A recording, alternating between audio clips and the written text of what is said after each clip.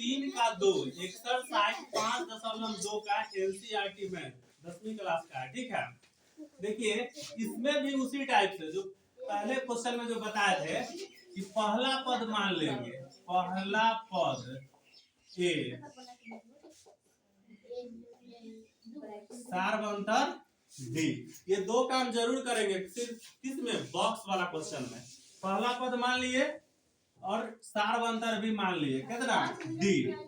अब देखिए आपका दिया हुआ पहले लेंगे, देखिए तकनामा को दिया हुआ है, पहला खाली है, दूसरा दिया हुआ है और फिर तीसरा खाली है तो चौथा दिया हुआ है।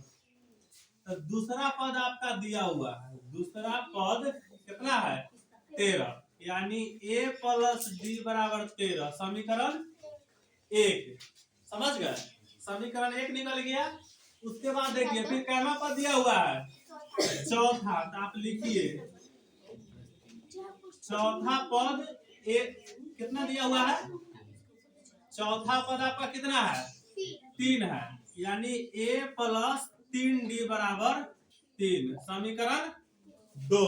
अब 1 और 2 को आप बैलेंस कर लीजिए। ठीक है, तो देखिए समीकरण 1 में 3 से गुना करेंगे, हो गया बैलेंस, तो गुना कीजिए 3a प्लस 3d बराबर 13 या 39 और a प्लस 3d बराबर 13, चिन्ह चेंज होगा। ठीक है,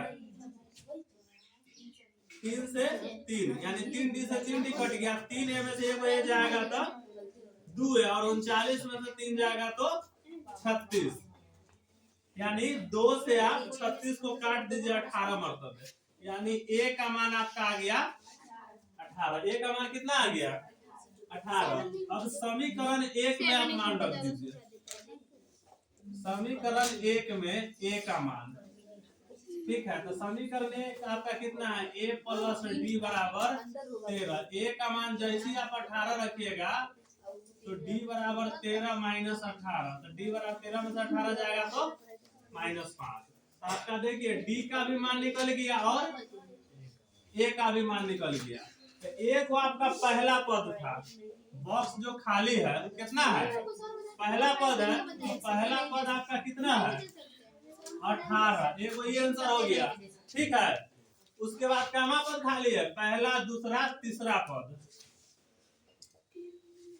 तीसरा पद बराबर हुआ, तो तीसरा पद होता है a प्लस 2d, तो a का मान आपका है 18 प्लस 2 गुने d का मान कितना था कहाँ है -5 है, तो 18 प्लस माइनस 5 गुना 10,